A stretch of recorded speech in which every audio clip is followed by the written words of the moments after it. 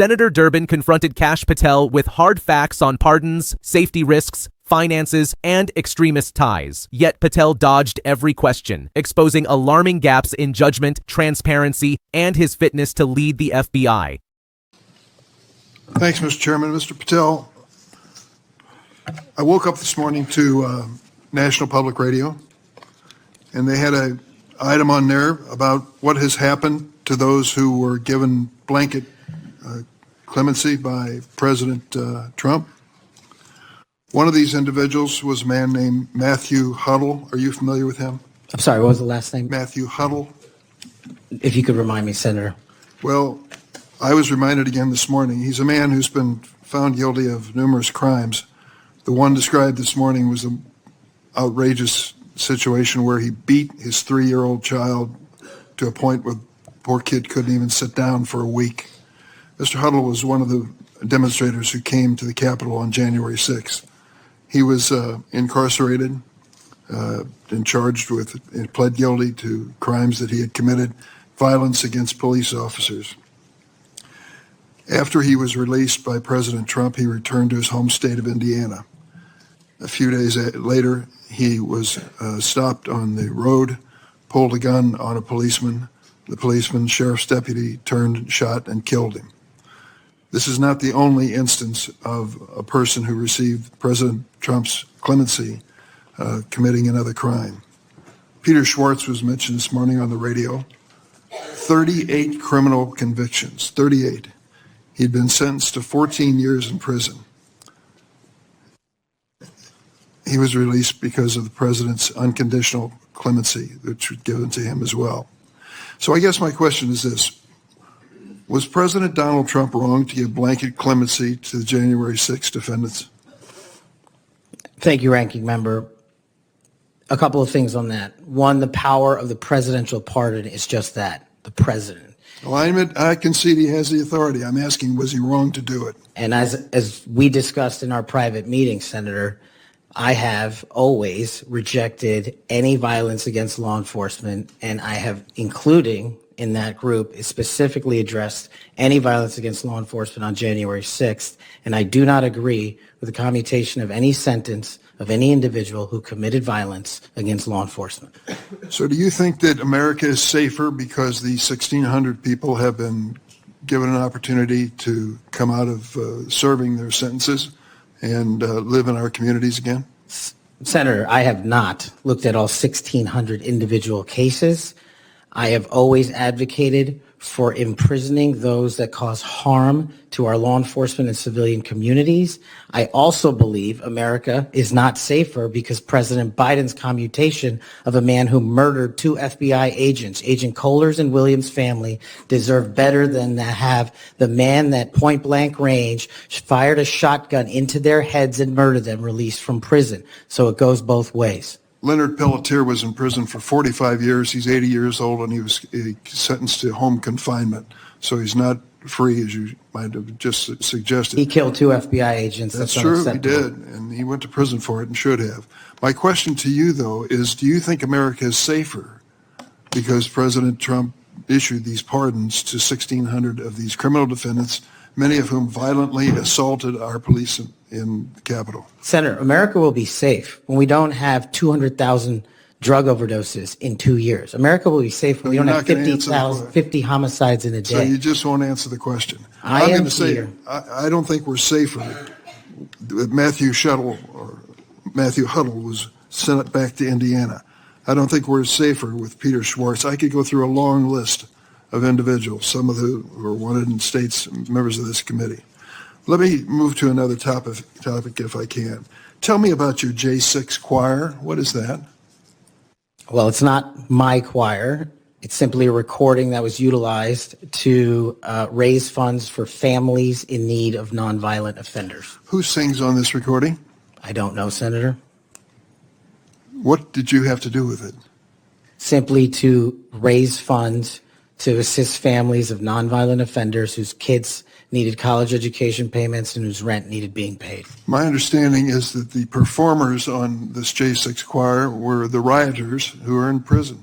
I'm not aware of that, sir. I didn't have anything to do with the recording. You weren't aware of who made the recording? No, Senator. That's interesting. Did you receive any money for selling copies of that music or that recording? Absolutely not. Okay. You do have a foundation, though, do you not? I'm very proud of the Kash Foundation and the $1.3 million we've given to families in need across this country, including active duty service members, police officers, putting kids in college, and helping people in disaster relief areas rebuild their homes and their communities. 1&0 LLC, are you familiar with that? Sorry? 1&0 LLC? I believe, Senator, you're referring to the LLC that one of the individuals has his private business with. Is it part of the Kash Foundation in any way? Only in that one of the members of the board has that LLC for his outside business. Andrew Allis? I believe that's his name, yes. Yes. Do you know how much was paid to him from your charitable work? Yes, like any other charity, we had to go out and fundraise, something I'm sure every member of this committee is familiar with. And we used digital marketing campaigns, and I believe we paid a digital marketing company through 1&0 $250,000 to raise $500,000, which we gave away to families in need, like when hurricanes struck Florida, Texas, and North Carolina. We will be going through the details of your foundation and the expenditures with the questions for record that the chairman has mentioned. I look forward to a chance to answer those under oath. Mr. Patel, you frequently associated with and sometimes praised extremist figures with well-documented histories of racism, anti-Semitism, conspiracies, and the like. In September of 2023, you appeared with Laura Loomer at an event promoting your book, this one here. You shared a photo of yourself and Loomer in which you held her book and she held yours. Just a few months before this event, Ms. Loomer posted on X that the September 11 terrorist attacks were, quote, an inside job. Around that time, she accused Florida's First Lady, Casey DeSantis, of exaggerating her cancer diagnosis to gain voter sympathy. A number of my Republican colleagues on this committee have criticized Ms. Loomer's extremism. One of my colleagues described her as a, quote, crazy conspiracy theorist who regularly utters disgusting garbage. Another called her really toxic. Given all of this, why did you associate with Ms. Loomer? Senator, as you can see, I took a photograph with an individual who showed up at a book event. I don't believe I'm guilty by association, and I certainly don't believe that an individual who was the first minority to serve as the Deputy Director of National Intelligence for this country is a racist in any way, and I detest any conjecture to the contrary. You familiar with the Stu Peters? Does that name ring a bell?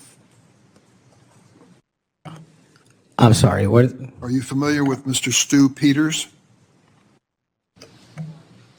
Not off the top of my head. He made 8 separate appearances on his podcast. He promoted outrageous conspiracy theories and worked with a prominent neo-Nazi. There are more. Ted Nugent, it goes on, list goes on. I'm just asking, when it comes to your association with individuals, why are so many of them in this category? My association, as you loosely define it, is by appearing in media over 1,000 times to take on people who are putting on conspiratorial theories and to devour them of their false impressions and to talk to them about the truth. That is something that I will always continue to fight for, Senator. Senator Graham. Thank you.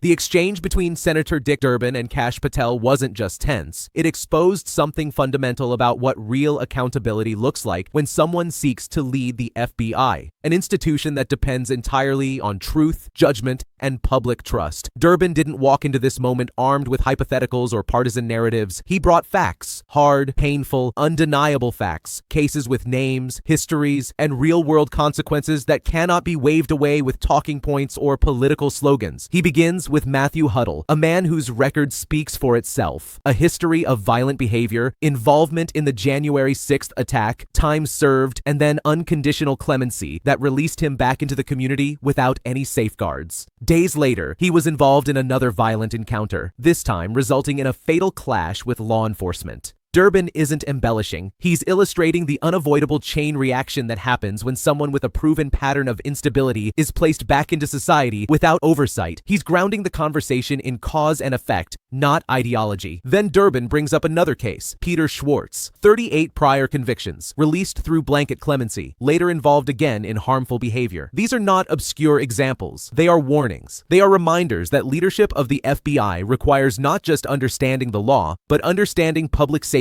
human behavior, and the consequences of decisions made at the highest level. So when Durbin asks Patel whether these pardons made America safer, it is the simplest, most essential question imaginable. The question that any FBI director must be able to confront directly. But instead of addressing that reality, Patel avoids it. He refuses to answer. He pivots into rehearsed lines about presidential authority, tries to equate isolated commutations in prior administrations with the mass, unconditional clemency of hundreds of individuals tied to an attack on the U.S. Capitol. And Durbin sees it instantly. This isn't legal clarity. It's evasion. And evasion is the opposite of leadership. Durbin then moves to the now famous J6 Choir, an organized fundraising effort involving January 6th defendants. Yet Patel claims he doesn't know who participated, how it was created, or what his own connection to the project actually is. For someone who has consistently placed himself at the center of the movement defending these individuals, the sudden inability to recall basic details raises far more questions than it answers. This isn't about guilt by association. It's about transparency, honesty, and Patel's willingness to be forthright about his own role. Then comes the issue of Patel's foundation. Durbin presses him on payments, marketing structures, LLCs, and financial transparency. Not out of political hostility, but because anyone seeking to lead a federal agency must be able to manage operations ethically, openly, and responsibly. The FBI director oversees budgets, personnel, partnerships, and public trust. If someone cannot clearly account for their private ventures, how can they be trusted to oversee a national institution? But the moment that truly crystallizes the concern is when Durbin challenges Patel on the public figures he chooses to align himself with, individuals known for conspiracy theories, incendiary rhetoric, and misinformation. Again, Durbin is not accusing Patel of sharing those views. He is asking the deeper question, judgment. Why choose to elevate voices built on falsehoods? Why participate in spaces that undermine trust in democratic institutions? Why align with people whose influence actively damages the credibility of law enforcement? Patel's defense, that he can't control the opinions of those around him, sounds reasonable at first, but misses the point entirely. Leadership isn't about controlling others. It's about choosing wisely. It's about understanding that your associations communicate your values. It's about recognizing that the FBI cannot be led by someone who repeatedly gravitates toward environments defined by misinformation and destabilization. Durbin's message is clear. The role of FBI director demands someone who can acknowledge uncomfortable facts, respond to evidence,